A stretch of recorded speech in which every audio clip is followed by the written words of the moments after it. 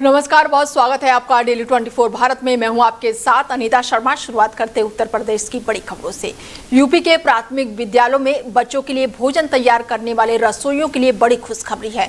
मुख्यमंत्री योगी आदित्यनाथ आज लखनऊ में आयोजित रसोइया सम्मान समारोह में पीएम घोषणा योजना से जुड़े रसोइयों को सम्मानित करेंगे और इस दौरान रसोइयों को कैशलेस चिकित्सा कार्ड भी समेत कई सुविधाओं का लाभ दिया जाएगा और प्रदेश में करीब 3,54,000 रसोइयों को इस पहल का लाभ मिलने की उम्मीद है। खास बात यह है कि स्वास्थ्य सुविधा का लाभ रसोइयों के साथ उनके परिवार के सदस्यों को भी मिलेगा।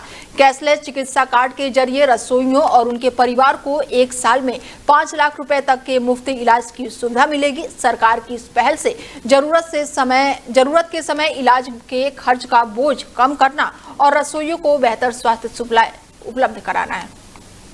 सीतापुर में घंटाघर स्थित शहर कांग्रेस कमेटी कार्यालय में चल रहे विवाद और प्रशासनिक कार्रवाई तक पहुंच गया है। ऐसे में इलाहाबाद हाईकोर्ट के लखनऊ पीठ द्वारा बेदखली की कार्रवाई पर रोक लगाने से इनकार के बाद से शनिवार को जिला प्रशासन और नगर पालिका परिषद की टीम पुलिस बल के साथ कार्यालय पहुंची। बारिश के बीच अधिकारियों ने परिषद को अपने कब्जे में लेने की कार्रवाई शुरू की। बताया जा रहा है कि कार्यालय करीब 55 साल नाजुल भूमि पर संचालित हो रहा था और जमीन और कब्जे को लेकर लंबे समय से विवाद आ रहा है। ऐसे में नगर पालिका ने बेदखली और राजस्व अभिलेखों से नाम हटाने और आदेश जारी किए हैं। ऐसे में कांग्रेस ने इसके खिलाफ हाईकोर्ट में याचिका दाखिल की, लेकिन अदालत ने रोक से इनकार कर दिया और इसके बाद से प्रशासन ने तय समय पूरा होने का हवाला देते हुए कार्रवाई की और अब कांग्रेस के अगले कानूनी कदम पर नजरें बनी हुई है।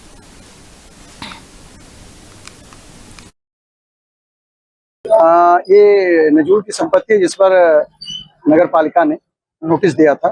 नोटिस की समयावधि पूरी हो गई। इसको लेकर के माननीय हाई कोर्ट में भी गए थे, लेकिन वहां से भी इनको कोई राहत नहीं मिली। इसके क्रम में समयावधि पूरा होने के बाद ये कांग्रेस कमेटी शहर सीतापुर का कार्यालय खाली करा दिया गया और कब्जा नगर पालिका को प्राप्त किया। सर, इसमें जो सामान निकला है उसको नहीं, कोई सामान नहीं निकला, बिल्कुल पूरे तरीके से खाली।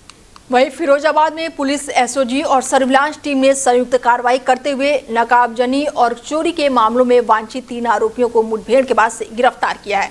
पुलिस के मुताबिक सर्विस रोड पर बदमाशों ने टीम को देखकर फायरिंग की। जवाबी कार्रवाई में अनुज उर्फ अनूप उर्फ मोटा और मिथुन के पैर में गोली लग गई। दोनों पर 25-25 हजार रुपए का इनाम भी घोषित था। तीनों आरोपी आंसू को भी मौके से गिरफ्तार किया गया। पुलिस ने आरोपियों के कब्जे से 2 चैन अंगूठी और 10,000 रुपए नकद भी बरामद किए हैं। इसके अलावा 2 अवैध तमंचा, जिंदा कारतूस, 3 खोखे बरामद किए गए हैं। मुख्य आरोपी अनुज पर अलग अलग जिलों में 3 दर्जन से अधिक मुकदमे दर्ज बताए गए हैं। घटना को लेकर घायलों को लेकर फिलहाल अस्पताल में इलाज के लिए भर्ती कराया गया है। देखिए, मार्च माह में थाना नारकी क्षेत्र में एक नकाबजनी की घटना घटित हुई थी, जहाँ पे सुसंगत धाराओं में थाना नारकी में अभियोग पंजीकृत किया गया था। घटना के अनावरण हेतु टीमें गठित की गई थी। साथ ही थाना मक्खनपुर पे भी एक नकाबजनी घटना घटित हुई थी, जिसके अनावरण में टीम गठित की गई थी। उक्त घटनाओं के अनावरण हेतु थाना पुलिस द्वारा एसओजी सर्विलांस द्वारा लगातार प्रयास किया जाता है। सीसीटीवी फुटेज और इलेक्ट्रॉनिक साक्ष्यों के आधार पर 3 अभियुक्तों का नाम प्रकाश में आया। आज जरिए मुखबिर सूचना मिली थी। उक्त अभियुक्त जो घटना दोनों थाना क्षेत्र में घटना कारित किए थे, आज माल को बेचने के लिए जलेसर पुल के नीचे की तरफ से जा रहे हैं। तत्काल सूचना पे थाना नारकी पुलिस, मक्खनपुर पुलिस द्वारा उनको घेराबंदी कर रोकने का प्रयास किया गया। पुलिस को आता देख उक्त अभियुक्तों द्वारा पुलिस पर फायर किया गया, जिसमें पुलिस ने आत्मरक्षार्थ गोली चलाई, जिसमें 2 अभियुक्तों के पैर में गोली लगी है। तो मुठभेड़ के दौरान गिरफ्तार किया गया। साथ ही एक अन्य अभियुक्त है जिसको पुलिस ने दौड़कर गिरफ्तार किया है। जो 2 अभियुक्तों के पैर में गोली लगी है, उसमें एक का नाम अनुज उर्फ अनूप है और साथ ही एक मिथुन है जो करन मैनपुरी के रहने वाले हैं। साथ ही एक अंशु है जिसको पुलिस ने पकड़ के गिरफ्तार किया है। और इनके पास से जो बरामद हुआ है उसमें एक घटना प्रयुक्त होने वाले मोटरसाइकिल है।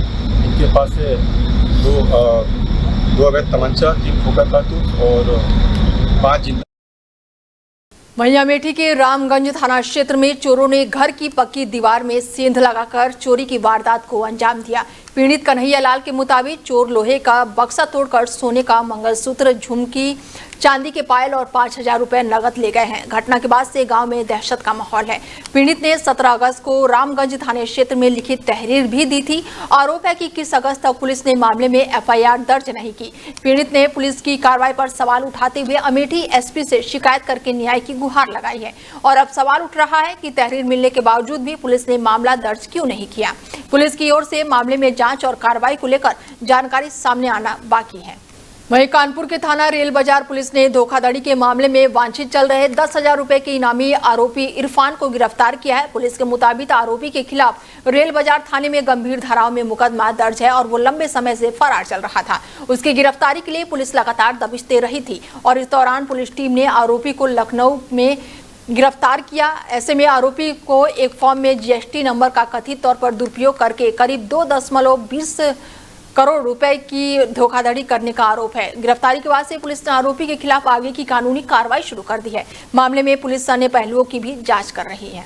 वहीं पीलीभीत के माधो टांडा थाना क्षेत्र में पुलिस ने चेकिंग के दौरान 2 आरोपियों को गिरफ्तार किया। पुलिस के मुताबिक मुखबिर की सूचना पर संदिग्ध वाहनों और व्यक्ति की जांच की जा रही थी और इसी दौरान एक्टिवा सवार शादाब और अनस उर्फ मंत्री को पकड़ा गया। तलाशी के दौरान शादाब के कब्जे से 400 से ज्यादा ग्राम और अनस के पास से 490 ग्राम, कुल मिलाकर 900 से ज्यादा ग्राम के अवैध चरस बरामद किए गए हैं। ऐसे में पुलिस ने एक्टिवा भी कब्जे में ले लिया है और मामले में एनडीपीएस एक्ट की धारा में मुकदमा दर्ज किया गया है। दोनों आरोपियों को न्यायालय में पेश किया जा रहा है और पुलिस के अनुसार शादाब के खिलाफ एनडीपीएस, आर्म और गैंगस्टर एक्ट समेत कई मुकदमे दर्ज हैं, जबकि अनस पर भी एनडीपीएस और पशु क्रूरता अधिनियम के तहत मामला दर्ज बताया गया है।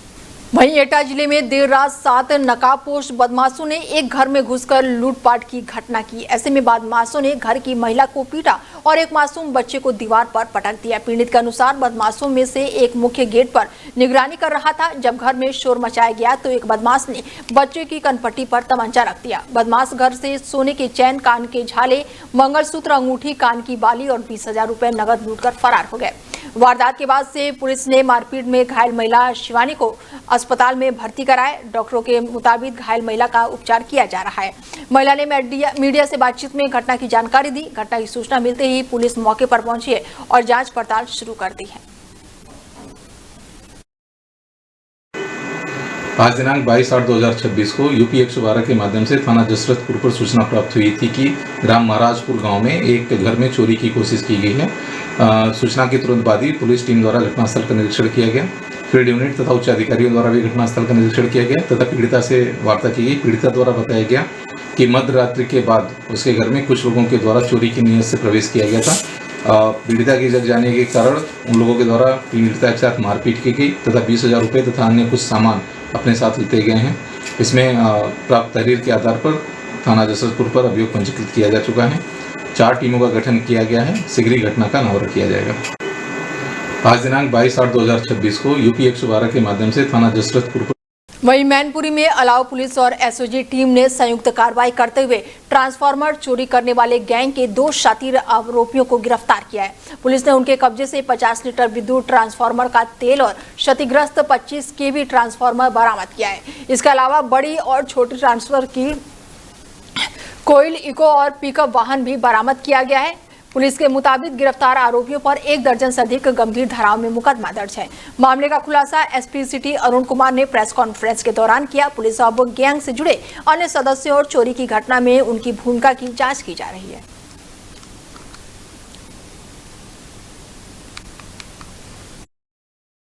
ये पिछले 1 महीने से और उससे पहले भी लगातार ट्रांसफार्मर के तेल या ट्रांसफार्मर का सामान और ट्रांसफार्मर, ये तीनों चीजों की लगातार चोरी हो रही थी, जिसमें हमारे थाना क्षेत्र बेवर में 4 चोरी, बिछवा में 1, अलाव में 2 और एंटी थेफ्ट थाने में लगभग 7 चोरी हुई थी।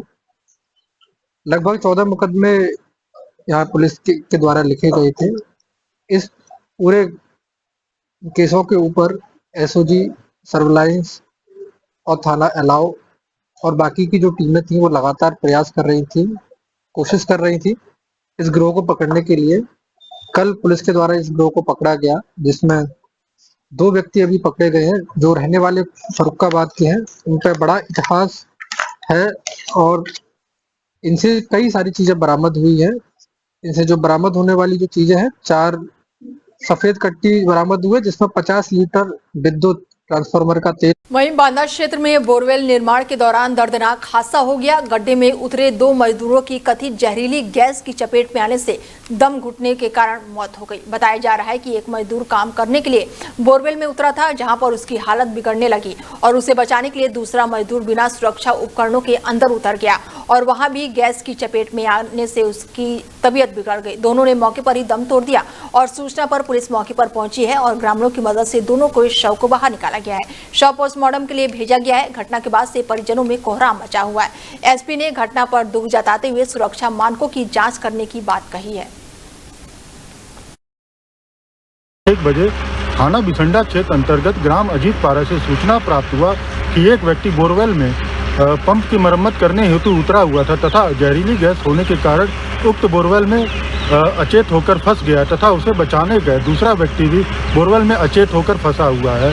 सूचना मिलते ही पुलिस द्वारा तत्काल मौके पर पहुंच के फायर सर्विस एवं स्थानीय लोगों की सहायता से ऑक्सीजन सिलेंडर लेकर नीचे से दोनों व्यक्तियों को बाहर निकाला गया तथा दोनों को तत्काल चिकित्सालय ले जाया गया। चिकित्सालय में दोनों व्यक्तियों को चिकित्सकों द्वारा मृत घोषित कर दिया गया है। पंचायतनामा भर पोस्टमार्टम एवं अन्य विधिक कार्रवाई अमल में लाई जा रही है। मौके पर शांति व्यवस्था सामान्य। वहीं वाराणसी में यूपी के पर्यटन मंत्री जयवीर सिंह जापानी डेलीगेशन के साथ पहुंचे और ऐसे में निजी महाविद्यालय में बीजेपी विधायक डॉक्टर अवधेश सिंह ने मंत्री और जापानी प्रतिनिधि का अंगवस्त्र भेंट करके उनका स्वागत किया। इस दौरान पर्यटन मंत्री जयवीर सिंह ने कहा कि जापानी प्रतिनिधि मंडल के दौरे से बौद्ध और सनातन संस्कृति का संगम देखने को मिल रहा है। उन्होंने बताया कि डेलीगेशन सबसे पहले सारनाथ पहुंचकर भगवान बुद्ध के दर्शन करेगा और इसके बाद से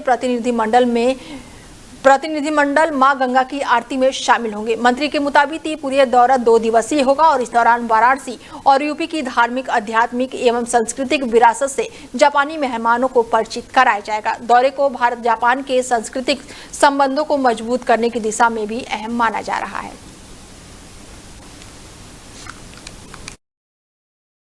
बाबा विश्वनाथ जी के भी दर्शन करेगी।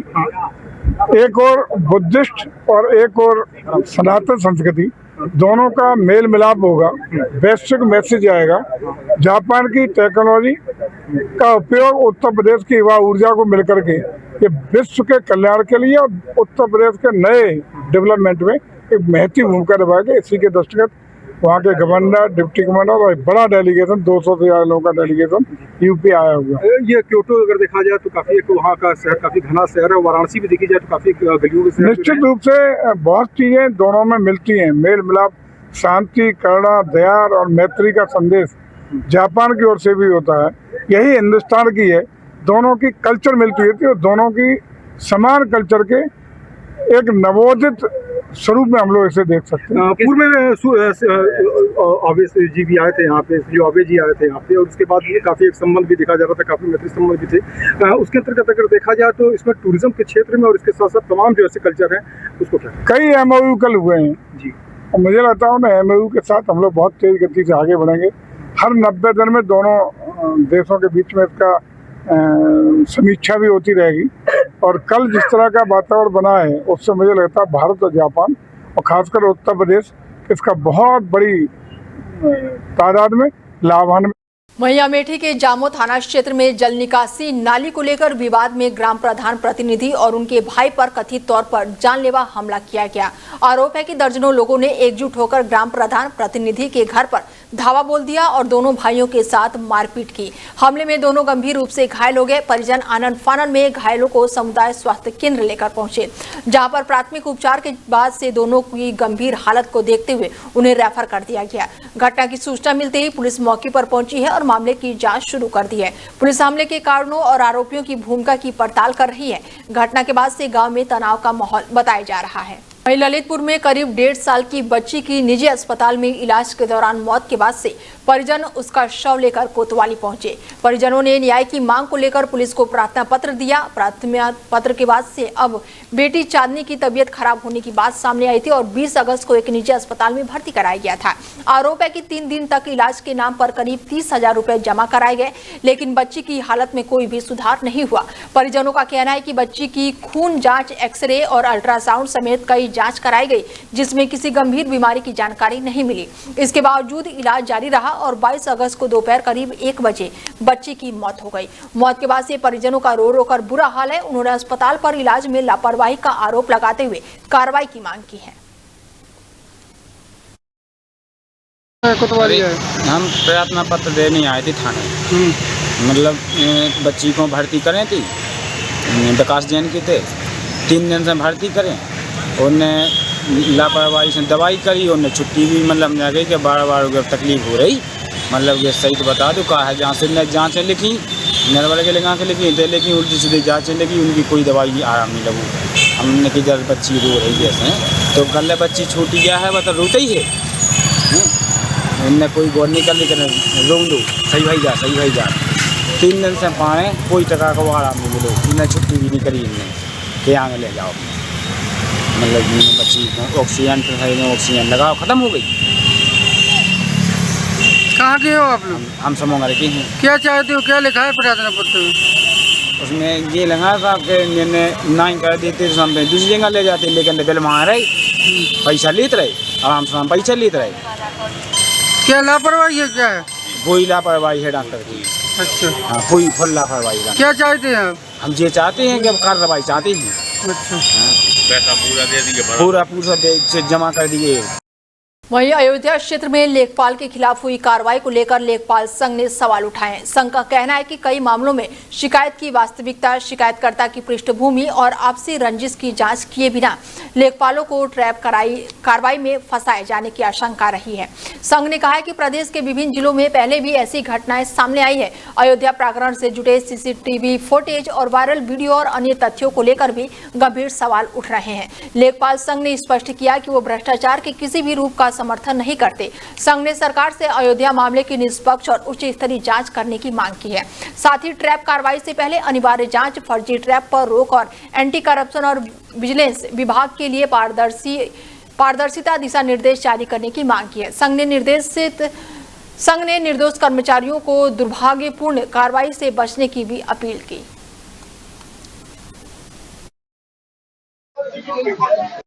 लेखपाल संघ का यहाँ धरना प्रदर्शन हो रहा है, क्या है, किस लिए धरना किया जा रहा है और कब तक ये चीजें है, क्या मांगे?